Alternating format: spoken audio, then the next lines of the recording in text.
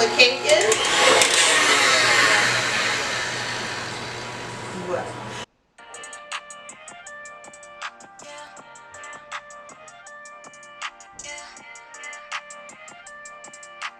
Cruising down the street in my 6'4". You know the rest, so I don't need to say no more. You know the rest, so I don't need to say no more. I'ma say less, cause I don't need to say no more. Cruising down the street in my 6'4". You know the rest, so I don't need to say no more. You know the rest, so I don't need to say no more. I'ma say less, cause I don't need to say no more. Hello everyone, and welcome back to my channel. Today I am going to be baking with you. Welcome to my kitchen. Today we're going to bake a chocolate cake. So all my chocolate lovers, keep on watching.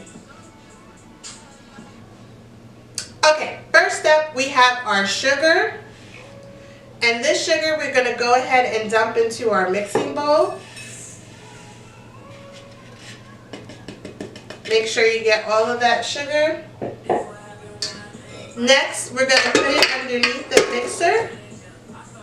And we're going to add our eggs to it. 2 eggs. Room temperature eggs. We're going to add this to it.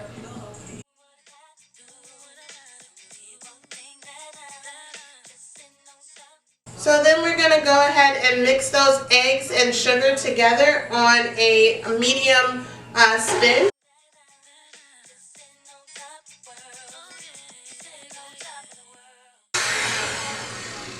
Once that's nice and mixed, we're going to go ahead and add our flour.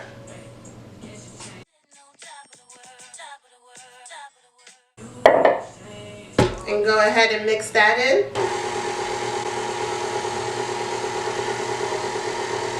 Start low unless you have a lid or like a shield. Okay, then we're going to go ahead.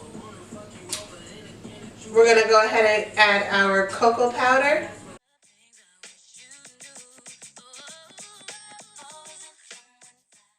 Definitely start this one low, or it will be all over your kitchen. And while you're mixing that together, you're going to add your vegetable oil.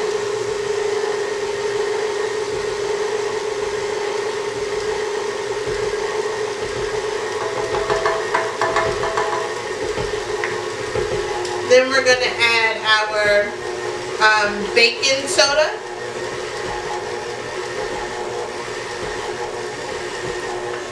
And then we're going to add our baking powder.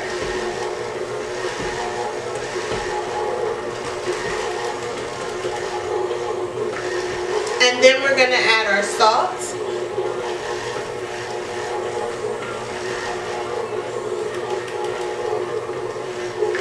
And then we're going to add our vanilla.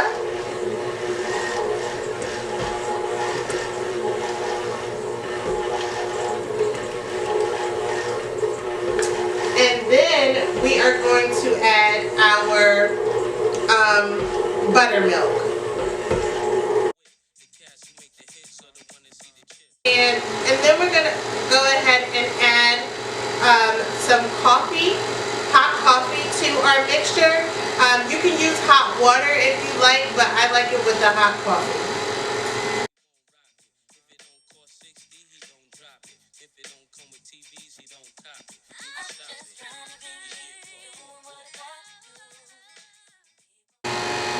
Once we are done with that, next we're going to go ahead and prep our pans to bake the chocolate cake in.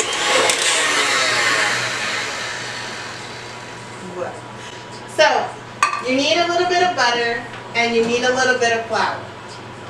So, I have my stick of butter, and you also need parchment paper. I'll show you guys.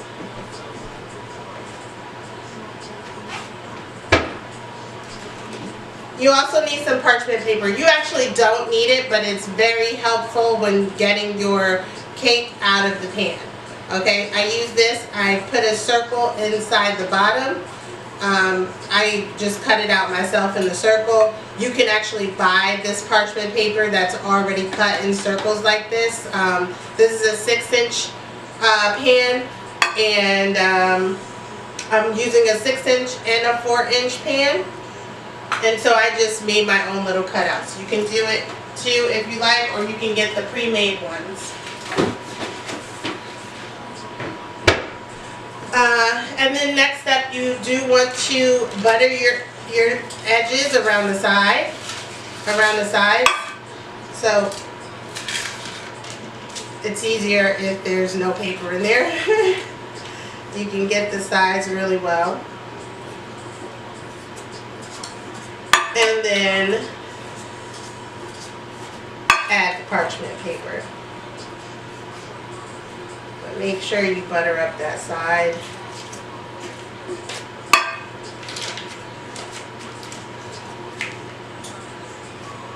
Put a little butter on the bottom just to get it to stick.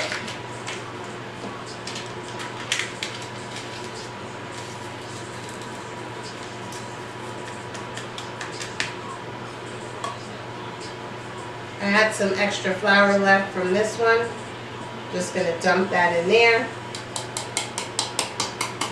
Get as much excess flour out of it that you can, so that it's not just, you know, it's not cakey when you take your plate out, when you take your cake out. It's not going to be all cakey on the sides.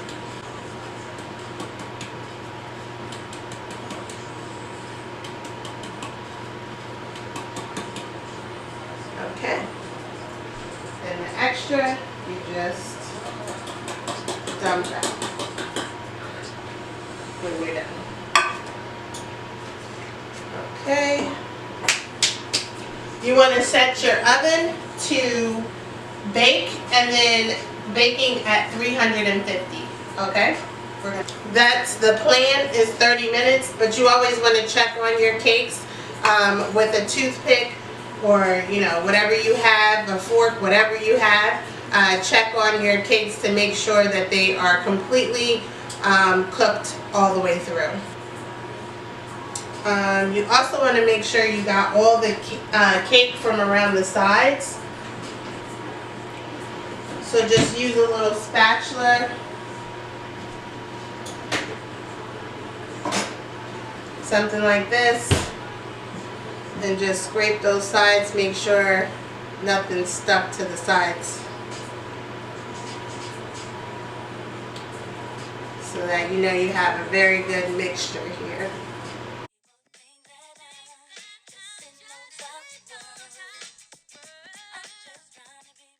I'll come around. This is what your mixture should look like. Okay?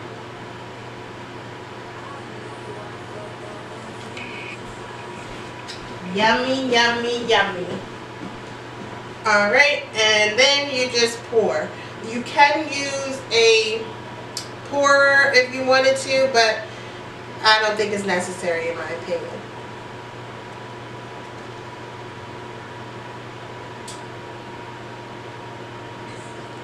And you want to pour about 1 inch in each one.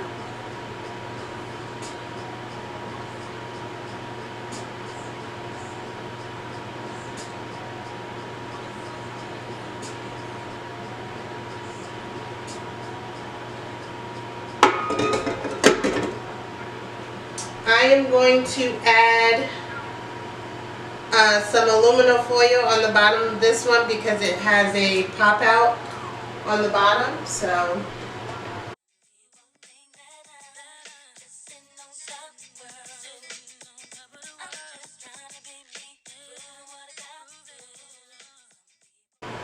the next step is adding your strips around your baking pans. This is going to provide an even flat top cake.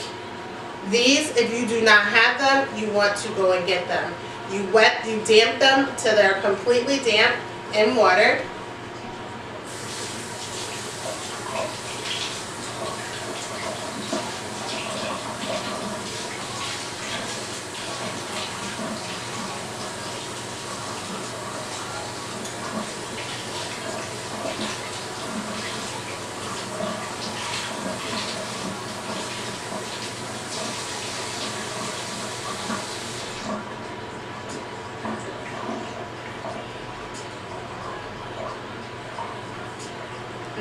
that it's leaking water but completely damp all the way through, and you want to wrap this around your pan like such.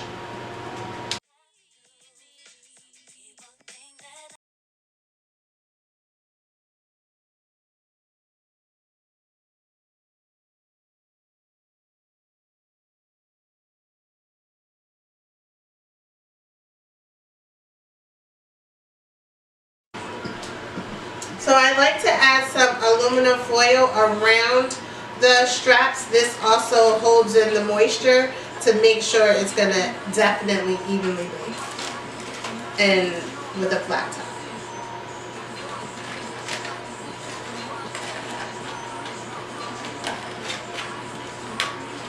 And once you made your straps, you can keep using the same ones. You don't have to, like, you know, make new ones. You can just use the same ones, unless you're going to bake a different size cake. And then in that case, you have to make a new one. And for chocolate cakes, I always like to put a pan on the bottom of the stove just in case the leakage. You don't want that.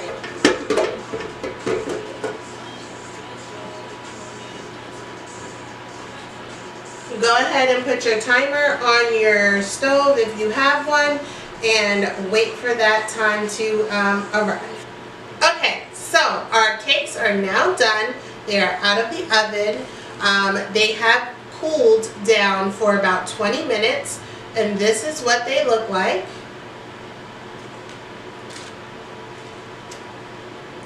I'm now going to take these out of the pans, and I'm going to go ahead and wrap them in saran wrap and chill them in the refrigerator. I've already gone and wrapped up my 4-inch chocolate cake. So I've gone and wrapped that in the saran wrap, and I'm going to do the exact same thing for the 6-inch ones.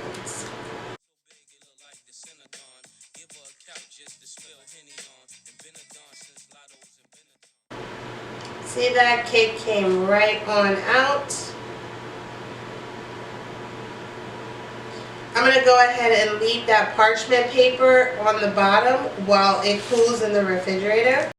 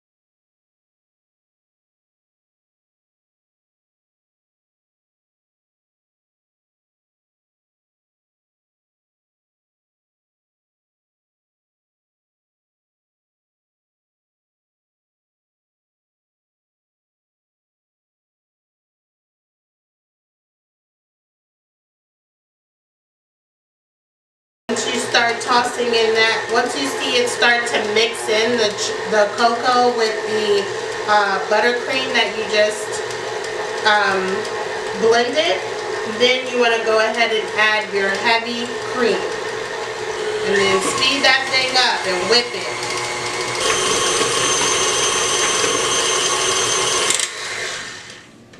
And there you have your chocolate butter cream. So I'll go ahead and let you see what the buttercream looks like after it's all mixed.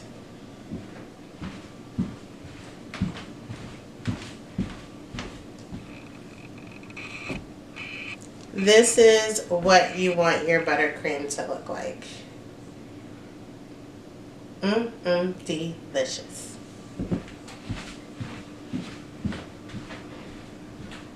Okay, so now that we have that done, we can go ahead and pull our cakes out of the refrigerator.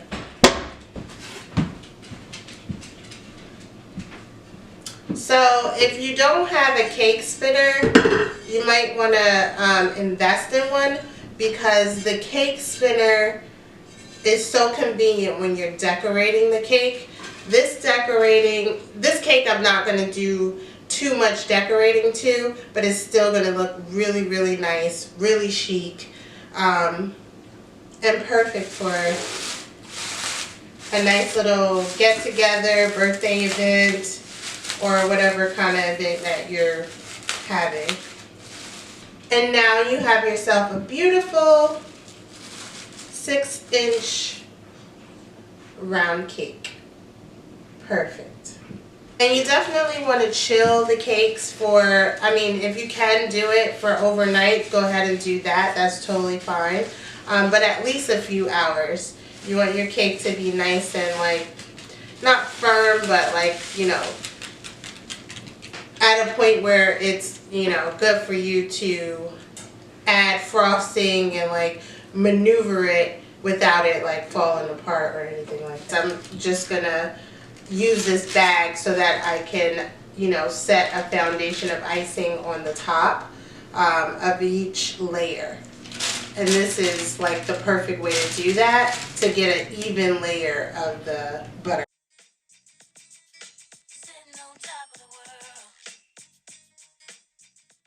So you want to just squeeze it till it gets to the bottom, and then you have like a nice little nozzle there. And then you just move, not your hand, but you move the cake plate that spins. Or frosting to go on the first layer. And then I'm going to add my second 6-inch chocolate cake. And I'm just going to put that right on top. Just like that.